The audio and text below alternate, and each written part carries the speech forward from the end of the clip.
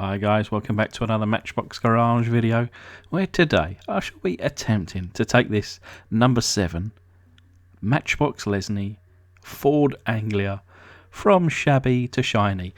I think shabby is probably underselling it really.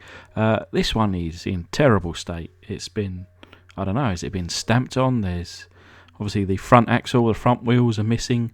Looks like it's been painted over, originally in light blue, painted over in green, and even that, probably 83.78% of that paint has gone.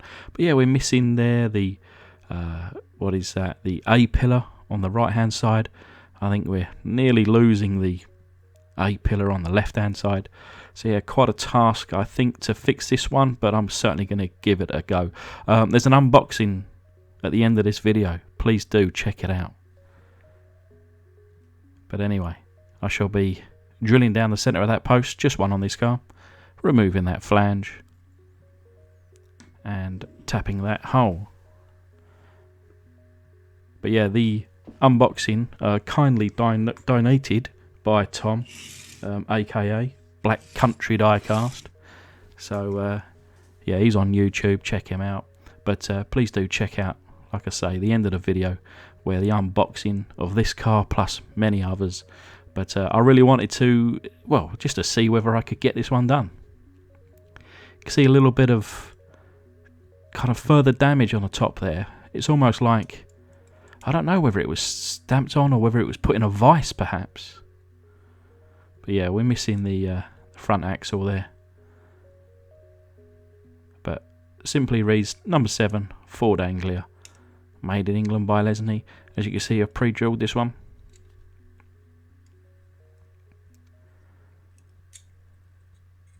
So taking off the base, in good condition,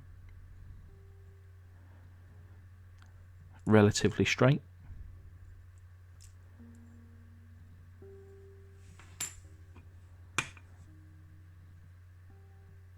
And at first glance I thought the window section here was good, so I'm just going to try and remove it.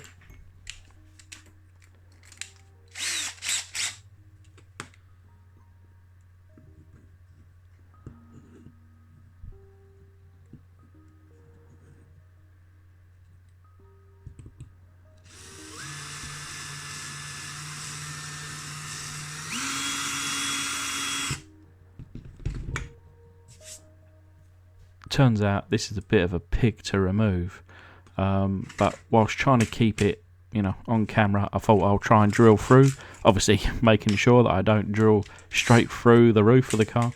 But what I've tended to do is use a larger drill bit, this one a huge drill bit, which will take off the head. You know, it's quite a shallow, meaning it's not really going to go straight through the roof there. But yeah, it's putting up a bit of a fight. So I think rather than trying to do it on camera, let's just do it off camera, get it done. But yeah, there was a crack in it, and unfortunately, whilst coming out, the whole thing did snap in half. So there was some further kind of damage to the back here as well. We wasn't going to use this one. It was a shame. I would have loved to have used this one again. But yeah, too far gone, I'm afraid.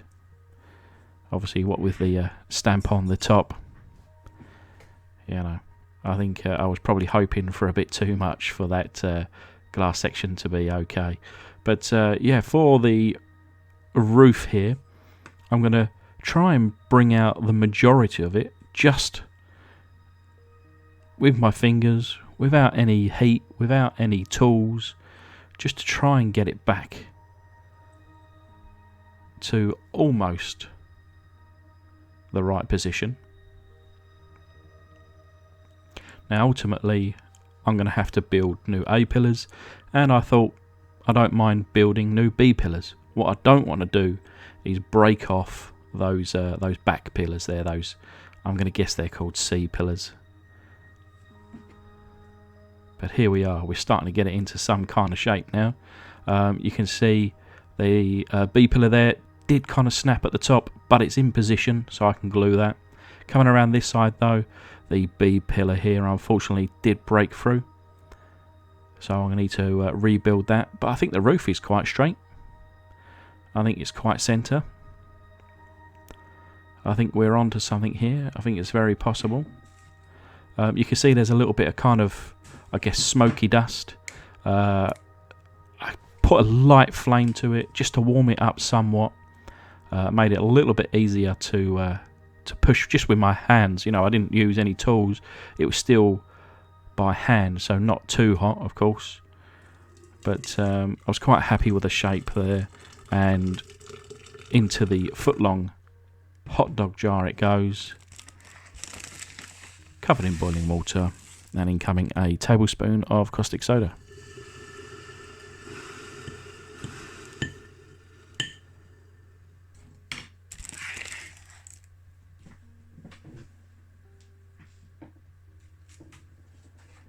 So you can see the water there changing colour right before your eyes. Obviously this was over painted in green, so I think that's the colour that's coming off first. It's starting to float to the top there, look.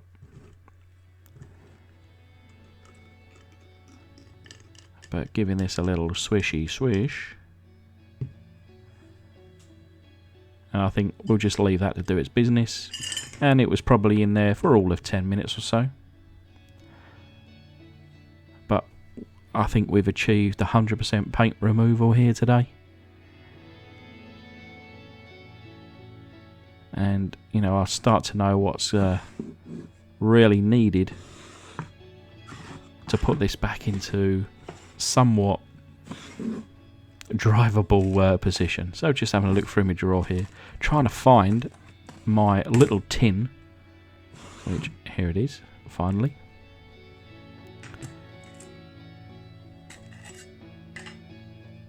And these are cotter pins. They're named different things in different areas of the world. Split pins is another name for them. Some people say that split pins and cotter pins are different things entirely, but I think it depends on where you are and where you come from. But basically they're flat on one surface, at least these are, and rounded on the other, and are perfect to use for A-pillars and such. So locating one that's about the same size, and I think that'll do nicely.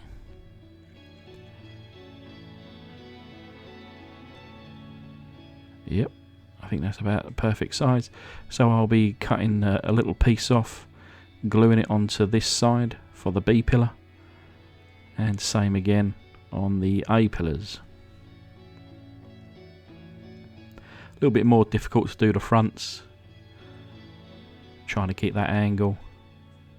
But yeah, simply a little bit of glue, a little bit of fettling, and hey, it's not 100% perfect, but compared to what it was, I'm pretty happy with that.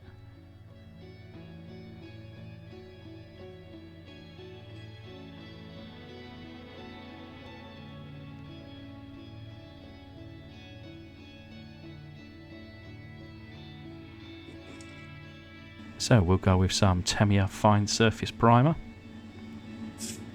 This is a white one, and I've put it on relatively thick, thicker than usual. I think you see I put kind of 2 passes here. Normally I'll just do the one. The paint adding to the structure, adding to the strength.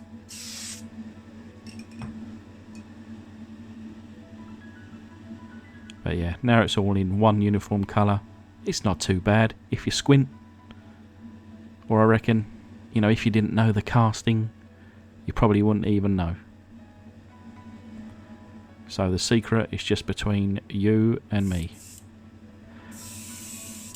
But we're using enamel. I'm going with a very light sky blue.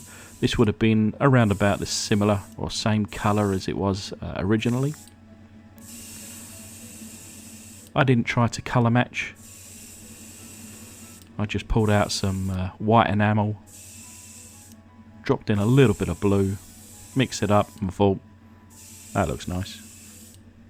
That's the colour I'm going to paint it.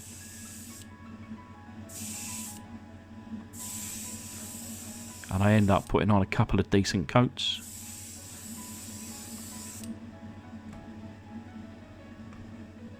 But yeah, it looks quite light in the video, but it's certainly more blue in real life. But then I'm going to turn my attention to the base. Now I've located another base which is in similar condition, but this one actually has both axles and all four wheels. It needs full kind of restoration, but hey, we need four wheels, right? And then same again with the glass here. It's a bit grubby, it's a bit scuffed, but I'll polish this up and it'll look good as new. So here's the following day. As you can see, I've just simply polished up this base. A little bit of mixed black and clear paint for the wheels, just to tidy those up, and chrome hubs. Polished up this window section. I haven't gone with the pledge treatment today. I thought that looked pretty good. And yeah, you can see the coat of this enamel paint. Beautiful. I'll add some details. But yeah, this is what it looked like, remember? And this is the result. So some extra details there. A little bit of chrome now in the front grille, front bumper. Little emblem on the bonnet. A little bit of white in those headlights. Coming around the side, of course you got those black wheels there with the chrome hubs. Window section fitting pretty well, considering this car was crushed and only good for the bin perhaps. A little bit of chrome details as well. Coming around the back, chrome on that rear bumper. I think that's a gas cap there. And then the bonnet release. A little bit of red there in the rear lights. But yeah, lovely smooth shiny bodywork on this one. Like I say, those A pillar, B pillar, the roof line, it's not 100% perfect, but hey, I think you'll forgive me. It's pretty good. But anyway, thanks to my patrons, including new patron Hussein. Thank you very much, sir. And to everybody else, thanks a lot. Stick around for the unboxing. Hi guys, welcome back to another Matchbox Garage video. I'm Rob, and today we have a little unboxing. I've kind of gone around here just so that I don't show myself cutting my finger off, but we do have a note. Let me just check. Okay, we do have a,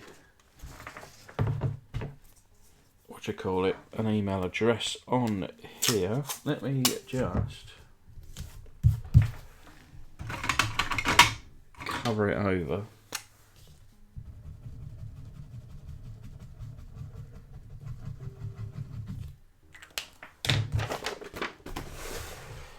Okay, so Rob, hope this package finds you well. Unfortunately, this hasn't come from anywhere as exotic as Saudi Arabia or the USA, but from wet and windy Wolverhampton. Or how do you, I'm just trying to think how, it's like Wolverhampton. That's probably a terrible accent for Wolverhampton, but that's my go at it anyway. I've enclosed a few cars from my own collection from when I was a lad. I thought the petrol tanker could come in useful for your military diorama, and I've got a whole box now. It's getting bigger and bigger for my military stuffs. Or if you went with a scrapyard, and that's another diorama that I want to do, and my scrap kind of box is getting bigger and bigger. The Ford Anglia would definitely fit the bill. The rest I've tried to send stuff I haven't seen you receive before, but apologies for any duplicates. That's not a problem. Duplicates are a good thing. You know, I have duplicates, and sometimes I might have to use the windscreen off of one or the wheels off of another. So yeah, every casting is appreciated. The Red 3 series, I've actually owned a Red 3 series. was my favourite model when I was a kid, and if you manage to salvage that back from shabby to shiny, then I think you win the top diecast restoration award. Well, we'll have a look at that in a second. Hope you enjoy the few models I've sent you. All the best, Tom, aka Black Country Diecast on YouTube.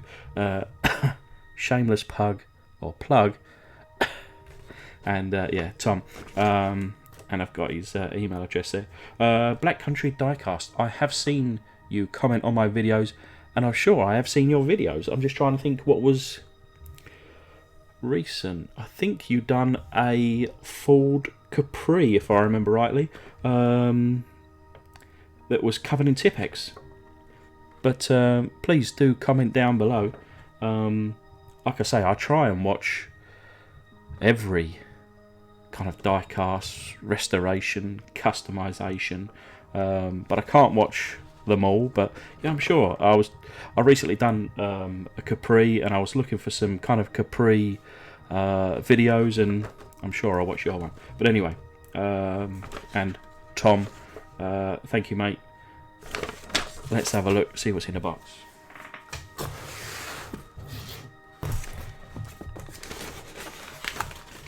So nicely packed with newspaper.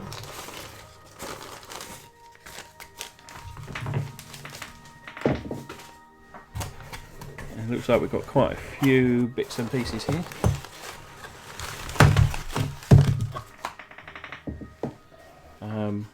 The local newspaper is the Stourbridge News.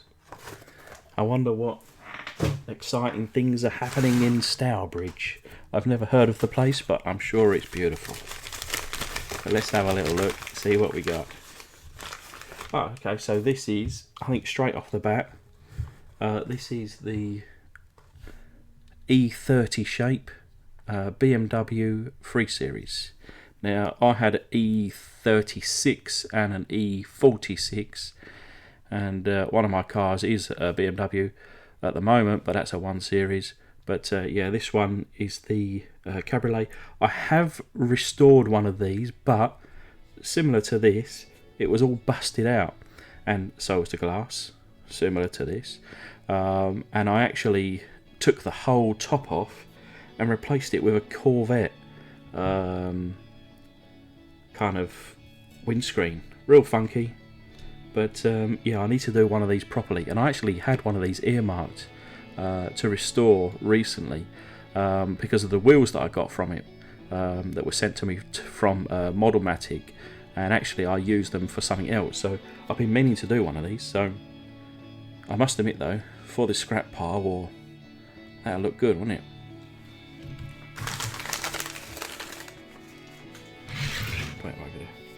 So this is one of my favourite ever cars, the Aston Martin, from all those James Bond films. Is this the DB5 or DB6? There you go, DB6. So it's a Corgi. Actually, it's actually metal based. It's a real shame it's got a little crack in the windscreen there. But I'd love to have kind of restored this back into the silver colour, which I think this car should be. Now, considering it's my opinion that Aston Martin should be in British Racing green, but I think they can also be in silver.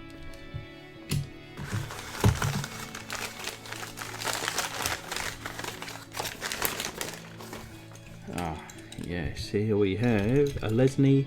This is the Matchbox Series number 7 refuse truck.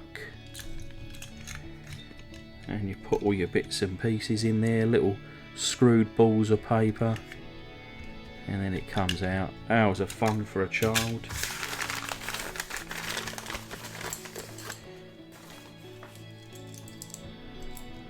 Oh, lovely, look at that lovely bit of engine detail on there.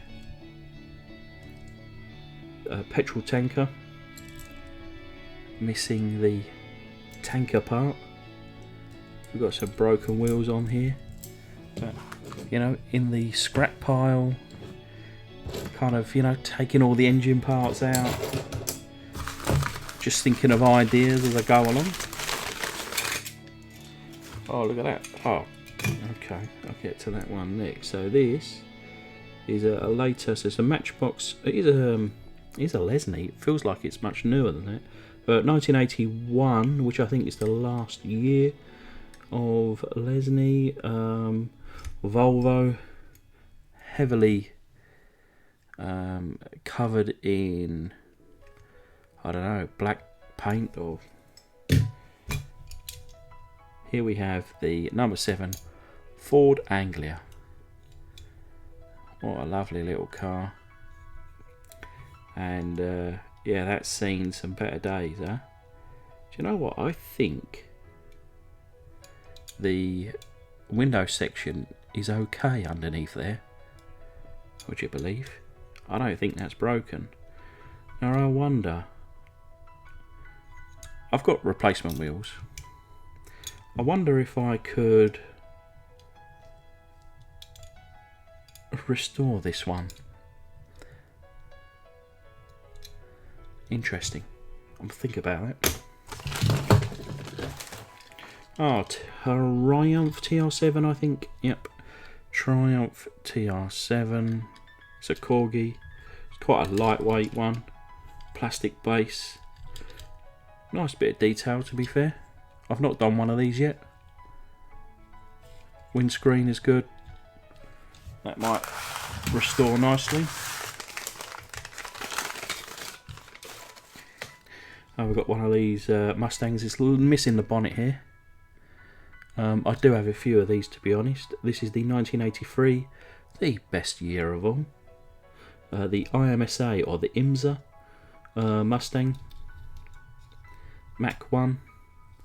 Got a little bit of a break in the windshield there, which is a shame. But I've not actually restored or customised one of these yet, and I need to get around to doing it.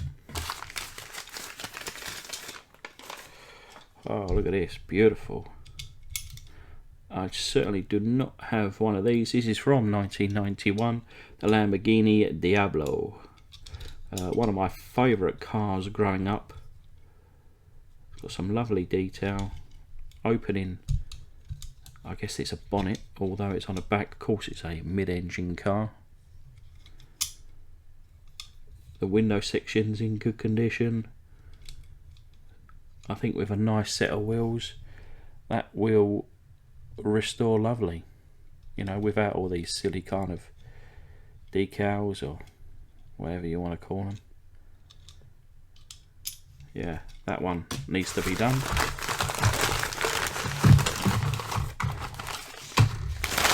And then, making a mess over here. And then last but not least, this is a Chevrolet Camaro, or is it Camaro or Camaro? I think I always call it the Camaro, but I've heard people call it the Camaro, so I wonder what is correct. But anyway, lovely car. This is the special, so it's like a larger scale, from 1983, my birth year, of course. But yeah, very cool. Tom, thank you. Guys, check out Black Country Diecast on YouTube. Like I say, I'm sure he done a Capri recently, which turned out pretty good, so check it out. I really want to have a go at restoring this one.